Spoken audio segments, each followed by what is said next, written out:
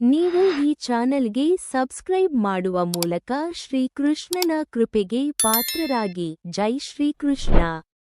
ಅಧ್ಯಾಯ 1. ಅರ್ಜುನ ವಿಷಾದ ಯೋಗ. ಶ್ಲೋಕ 12. ತಸ್ಯ ಸಂಜನಯನ್ ಹರ್ಷಂ ಕುರುವೃದ್ಧಃ ಪಿತಾಮಹಃ ಸಿಂಹನಾದಂ ವಿನದ್ಯೋಚ್ಚೈಃ ಶಂಖಂ ದದ್ಮೌ ಪ್ರತಾಪವಾನ್. ಅವನಿಗೆ ಸಂತಸ ತರಲು ಪ್ರತಾಪಶಾಲಿಯಾದ ಮತ್ತು ಕುರುಕುಲ ಪಿತಾಮಹರಾದ ಭೀಷ್ಮರು ಗಟ್ಟಿಯಾಗಿ ಸಿಂಹನಾದಗೈದು ಶಂಖವನ್ನೂದಿದರು. ಶ್ಲೋಕದ ಅರ್ಥ: ತಸ್ಯ ಸಂಜನಯನ್ ಹರ್ಷಂ ಕುರು ವೃದ್ಧ ಪಿತಾಮಹಃ ಸಿಂಹನಾದಂ ವಿನದ್ಯೋಚ್ಚೈಃ ಶಂಖಂ ದದ್ಮೌ ಪ್ರತಾಪವಾನ್.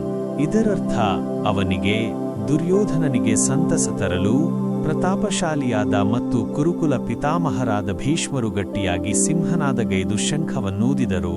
ವಿವರಣೆ: ಭೀಷ್ಮರು ಕುರುಕುಲದ ಹಿರಿಯರಾಗಿದ್ದರು ಮತ್ತು ಅವರ ಶಂಖನಾದವು ಕೌರವ ಸೇನೆಗೆ ಉತ್ಸಾಹವನ್ನು ತುಂಬುವ ಉದ್ದೇಶವನ್ನು ಹೊಂದಿತ್ತು.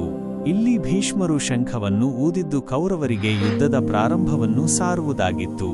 ಭೀಷ್ಮರು ಸಿಂಹನಾದವನ್ನು ಮಾಡಿದ್ದು ಎದುರಾಳಿ ಪಾಂಡವರಲ್ಲಿ ಭೀತಿಯನ್ನು ಹುಟ್ಟಿಸುವುದಾಗಿತ್ತು. ಈ ಶ್ಲೋಕವು ಯುದ್ಧದ ಆರಂಭದ ಉದ್ವಿಗ್ನ ವಾತಾವರಣವನ್ನು ಚಿತ್ರಿಸುತ್ತದೆ. ಇದು ಭಗವದ್ಗೀತೆಯ ಮೊದಲ ಅಧ್ಯಾಯದ 12ನೇ ಶ್ಲೋಕದ ಸಂಪೂರ್ಣ ವಿವರಣೆಯಾಗಿದೆ.